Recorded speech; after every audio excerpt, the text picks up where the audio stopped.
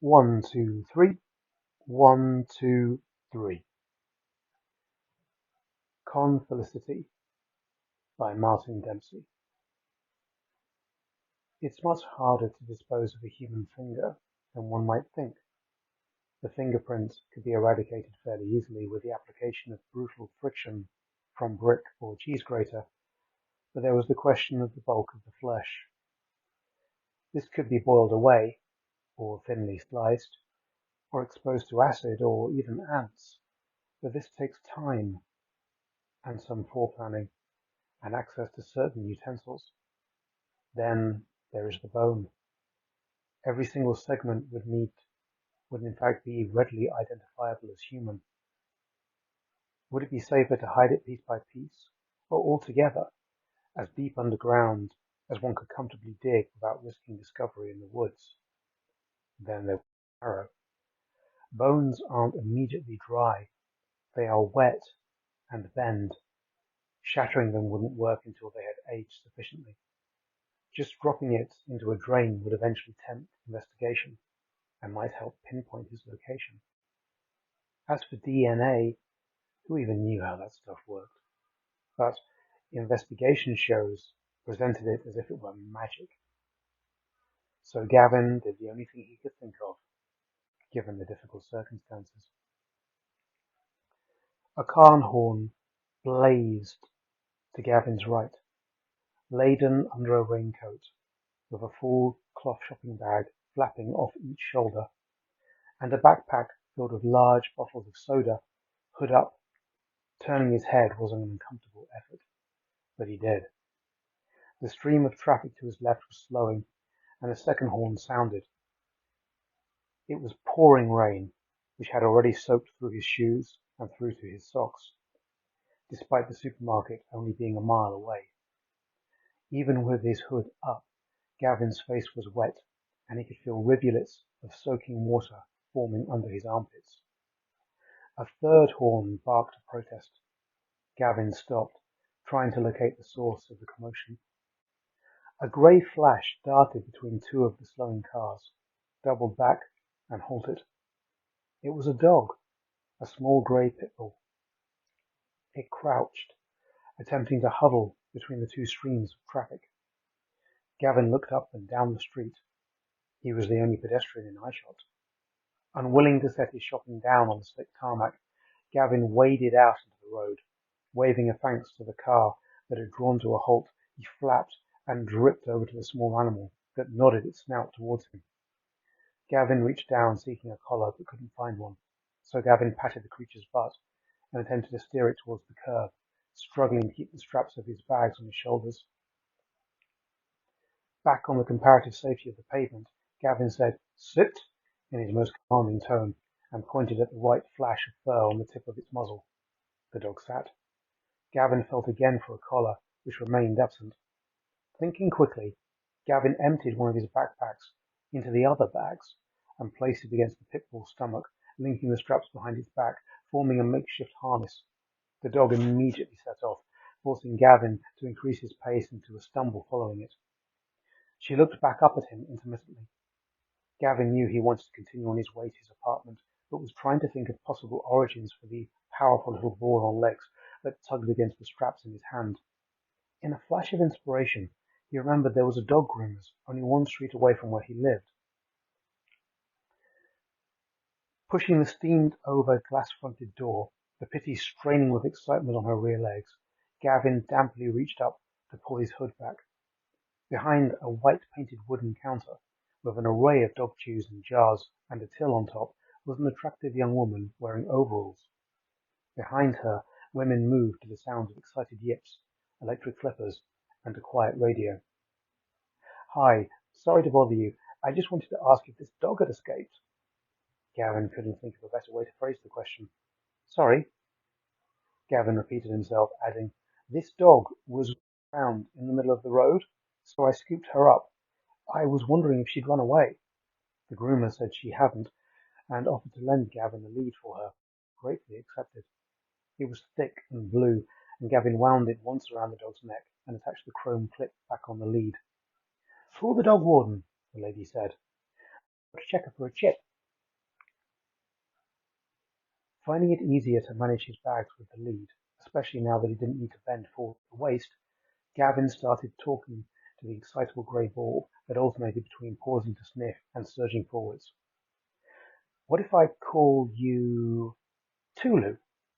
The pit bull looked up at the name, her ears flat against her skull. "Okay. Come on, Tulu. Good girl."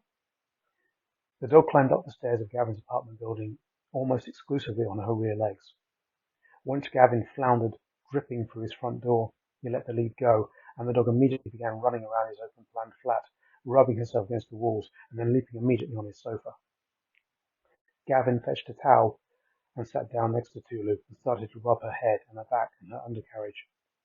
Once she was dry enough to prevent her shivering, Gavin opened his laptop and looked up the phone number of his local dog warden. A female voice answered, and Gavin relayed his story again and gave her his address. "If she doesn't have a chip, I can take her to the pound." Something in the way that she said "pound" raised an alarm in Gavin's mind. The pound. What would happen then? "We would keep her, and if the owners didn't collect her within 24 hours, she will be put down." "Could I keep her?" "Well, yes, the pound isn't a very nice place for dogs, so if you are willing to look after her until the owners come to collect her, then that's fine. So long as you make an effort to contact the owners by putting up some posters, you can legally keep her." The warden told him she would be around in the next few hours, during which Gavin had a conversation with himself, and then with the pit bull. "Are you chipped?" The dog sat instantly. "Are you? Yes or no?" The dog lapped, and her ears flattened. "You're not going to tell me, are you?" The dog's eyes moved around the room for an instant, and then returned to his. "Then let me try to find you something to eat." The dog shuffled forwards, and then followed Gavin as he went into the kitchen. Gavin filled a bowl with water and laid some sliced cold sandwich turkey from his fridge on a plate and set it down on the floor. The turkey was inhaled in a moment, the water lapped at after a few suspicious sniffs. Gavin sat on his sofa again, and once the slurping ceased, Tulu hopped up onto the seat next to him as he opened his laptop and started checking online retailers for dog baskets, dog leads, dog toys, dog collars, and dog dental chews. By the time the warden buzzed his intercom to be let in, his online shopping basket was full, and all it would take would be a click of a button to set Tulu up in comfort. Gavin opened his apartment door to a young woman with tied-back bleach blonde hair in green overalls, who Tulu immediately attempted to mob.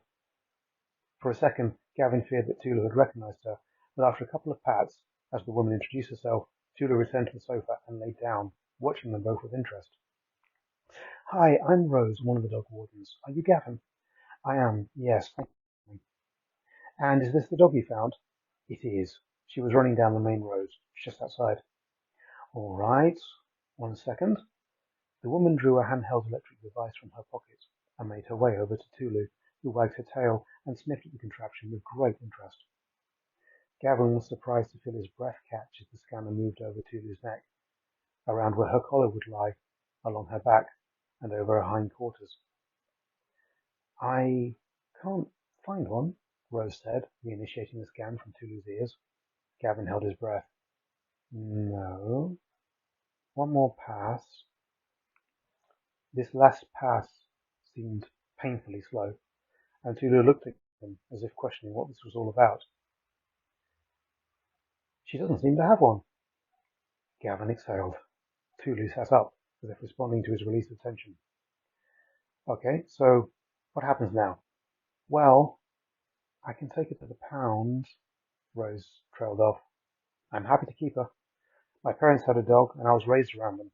I can keep her until her owners contact you asking if they've found her." "Would that be all right? Like I said on the phone, pounds aren't very nice places for the dogs, and after 24 hours they are put down. I'll keep her. It'll be a pleasure to have her stay with me." "All right, you've got my number. If no one contacts us about a missing grey pit bull, you can make a reasonable effort to alert her owners that you like putting up a post or something. Then you're legally allowed to keep her. Uh, if you got her chipped or registered with a vet, that would make it official." "Okay, great." A feeling in his chest that he'd not had in years loomed out, filling his body, all the way up to a wide smile. As soon as the door closed and the latch was turned, Gavin turned. Tulu on the couch again, looked up at him. Are you going to stay? Tulu's ears perked up. Are you going to stay? Gavin said again, with more excitement. Tulu sat up. Are you going to stay? Tulu stood and dropped her chest down to the cushion, her tail wagging. Are you staying? Tulu jumped off the sofa, ran towards Gavin, bunched up her legs under, and jumped up vertically in the air and licked his face. As the sun began to set, Gavin had surfed and clicked up an entire starter kit of dog owner essentials with one hand, while the other scratched Tulu's belly and rubbed her neck and ears. He had laid a towel down on Tulu's preferred side of the sofa for her, and after finalizing his purchases, he began browsing online videos. He watched a few of his standard fare, any of which his algorithm recommended, to do with cute animals and hot takes on IT issues, and then it struck him Tulu might welcome a toilet break. Calling her, Gavin replaced the lead, looping around her neck again, and was nearly dragged down the apartment building stairs to the outside shared gardens, where Tulu excitedly led him from bush to bush as she attempted to sniff every inch of the turf. After a couple of laps of the lawn, Tulu squatted down, and Gavin was able to pause to check his phone, only to nearly drop it again when she set off. Once her exploration became less frenetic and more leisurely, Gavin took the opportunity to try out a few command words. Tulu knew sit, and would do so if she had given sufficient gravitas. She knew heel as well, which surprised Gavin. She would come to him if he bent over and slapped his knees while saying Tulu, but she wouldn't answer to it yet. But that would come in time. Lacking a ball to throw, Gavin decided Fetch could wait until he had something safe for her to retrieve. He remembered reading somewhere that sticks could be dangerous for dogs. Back in the apartment, Gavin asked Tulu to sit and stay by the door, which she did, while he fetched a towel and dried her feet. She did a little dance when he let her off the lead, her claws tip-tapping against the tiled floor, and then joined him back on the sofa. Gavin then did some dog surfing, looking up checks and vaccines, the correct amount to feed and exercise a pit bull, and which local parks were best for dog walking. The search engine results included some from the local news, which he'd ignored until he'd established a good idea about how to best take care of Tulu and where he would take her in the morning. He then clicked on the lead result, which featured a photograph image he recognized as being of a local park. According to the headline, a dog walker had died. Gavin hadn't considered hiring a dog walker, given that he worked a shift pattern as a software engineer, shifts which he could often fill working from home. In fact, he was looking forward to have the motivation and the excuse to get out more by taking Tulu for walks. He had a car, which was very much underused, but up until about an hour ago, the idea of driving somewhere to go for a walk always struck him as ridiculous, much like driving to a gym to run on the treadmill did. Gavin decided and tended to walk everywhere, which he assumed counted as exercise, and to his knowledge he wasn't overweight, but a diet of breakfast cereal, microwave meals, fish fingers, and tins of this and that did mean that he could tighten up a little, so perhaps Tulu could have a positive impact on his health. Tulu rolled over and stretched, and laid her head on his thigh. Gavin readjusted the laptop to give her room, and returned to stroking her ears. She gave a deep sigh and closed her eyes. Gavin's eyes refocused, and he checked out the rest of the story. It was a tragedy. Apparently the walker was a woman in her late 20s and had been mauled to death. A cyclist had also been injured, and a passing car had crashed. The details were unclear, but Gavin's imagination presented possible details.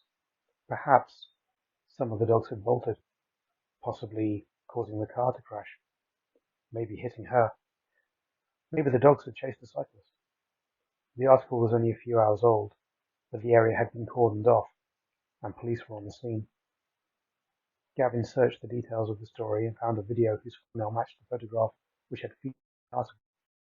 A reporter standing outside of a police cordon began to relay the details. Police have confirmed that a dog walker, a woman in her late 20s, had died as a result of what appears to have been a dog attack in this local beauty spot around midday. Police said that several of the dogs are still loose, hence the road closures. A woman and a man also received injuries as a result of a vehicle crash. Sarah Mullins, TYQ News. Gavin looked down at Tulu.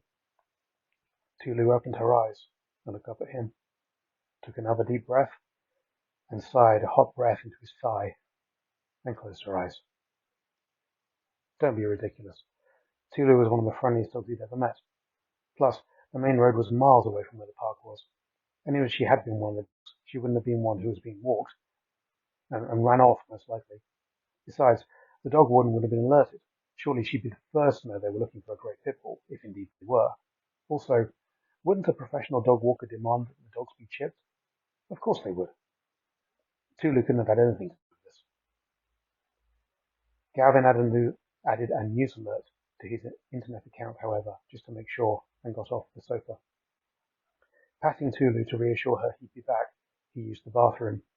When he returned, Tulu started to cough, gag a little, and, directly where his thigh had rested, coughed up a finger. It was a little finger, and had a fake red nail on it. Gavin froze, his mind checking and double-checking that what his eyes were telling him. It seemed indeed to be fact, and not a misinterpretation or a hallucination. Then, insanely, the thought ran through Gavin's mind that the fact that the false red nail was possibly why she'd coughed it up. Gavin broke into a sweat. Seemingly unaware of the emotional turmoil she had just caused, Tulu lay her head back down on one of her paws and looked at him, her ears moving. It didn't mean she'd be the one to kill the woman. She could have bitten the finger off in excitement when the other dogs attacked. Losing a finger wouldn't kill someone. Perhaps it had been self-defense. Perhaps the woman was abusing her, had attempted to hurt her, or had been beating her. Maybe it had been torn off by a different dog, and Tulu had smashed it up by instinct. She would be put down. Of course she would. He should call the police. He must do. It would be a crime not to. He might be in danger. She might attack him at any moment. Tulu wagged her tail. He should recall the dog warden. She'd be able to direct the dog unit to his apartment. In fact, he should lock Tulu in his apartment and call from outside. That's exactly what he should do. She might be dangerous. Thank goodness he'd fed her. She could have attacked at any time. What if he should feed her again in case she attacked the police? Good idea. Gavin started to sidestep towards the kitchen. Tulu sat up. Gavin kept edging his way along the wall. He'd opened the fridge, dropped the box of sliced cold turkey, and while she was eating, he dashed to the door.